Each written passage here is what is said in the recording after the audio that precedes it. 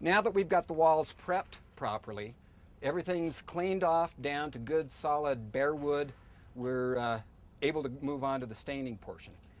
Next to doing proper prep, the application of the stain is the most important factor in making sure that our stain job is going to last a long time. Frequently, customers will ask me, how long is it going to last? And there's various things that will affect that based upon the aspect of the house, how much weather it gets, but probably the most important is how well was it applied to begin with. We're going to show two different techniques in how stain can be applied. This is going to be one of the most important things that the homeowners need to understand when they're comparing one bid to another. It's certainly apples and oranges, and I think after seeing these two different ways of applying it, it will help to understand the cost differences in how sometimes paying more to get it done right can actually be your best value. There's a lot of debate in the painting industry as to which is the best method to apply stain, with a brush or with a sprayer. And my feeling is, and a lot of the research that we've done, that a combination of the both frequently can be the very best.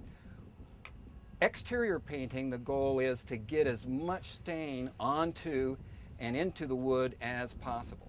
So we don't have to be a really good technician with our spray techniques. We're trying to just flood the stain on there.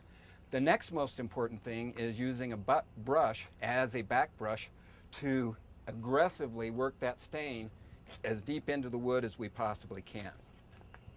We're going to start with this wall doing what a lot of painters or homeowners do, not knowing any difference, and that's just putting a relatively light coat of stain on. And this is basically the technique. They'll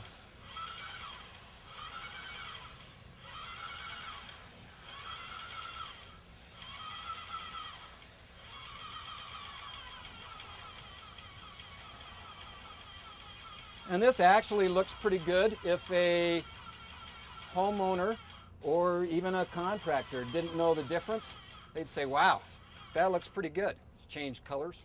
The goal of a stain job is, one, to make the logs look good, and two, to do the best we can to protect it. So many people would say that's okay. We're now going to move on. Well, and let me bring one other point. A lot of people, the very cheapest bids will probably just include applying the stain. That just misses the coat right onto the very surface. Some people may also say, oh yes, we back brush. That could be as little as walking around the project and there's a little run, there's a little run. Yes, we back brush the house. The important thing is, one of the things we're going to note is how much stain we used. And I'd say approximately 1 inch of that container. Okay? Now we're going to move on to what I think, and in my experience, is the proper way to do it. And over the last 30 years that I've been finishing log homes, I've been able to see the results and see what lasts and what doesn't. To move on to this, I'm going to apply this stain the way I think it should be.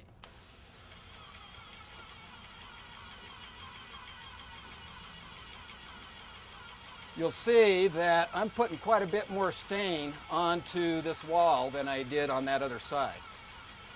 I typically will use a lot bigger tip so that I can really flood it on fairly fast.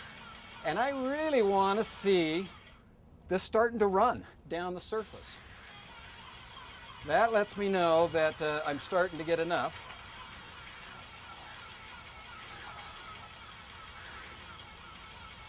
When I start seeing these runs, that makes me happy, which is just the opposite of the techniques that you'd use on a good quality inside paint job, because you don't want to see runs there.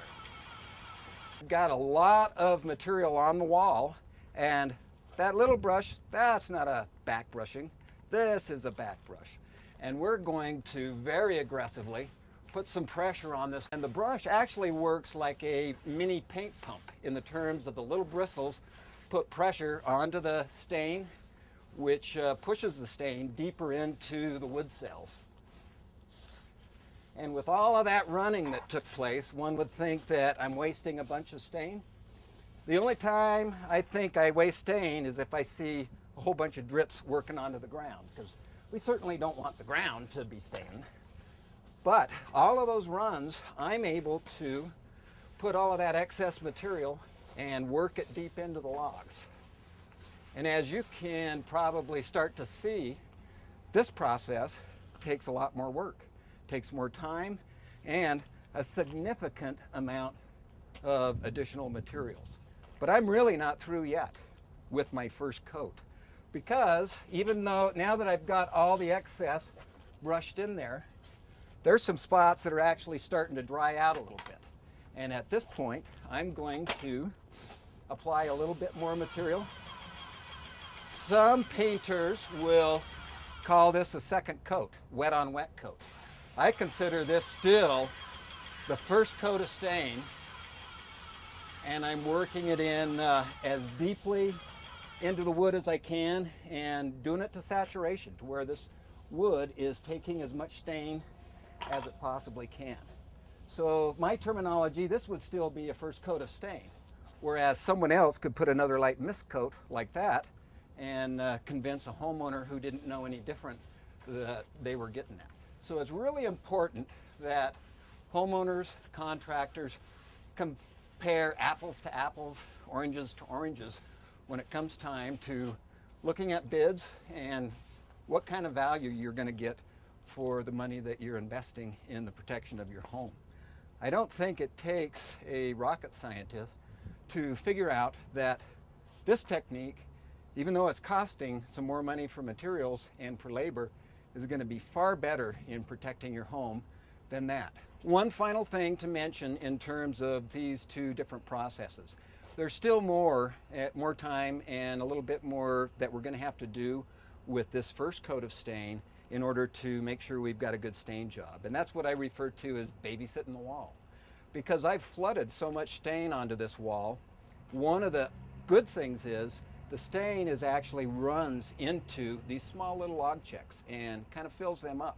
That's a good thing. It helps to protect the wood, helps to keep the weather and moisture out of your logs.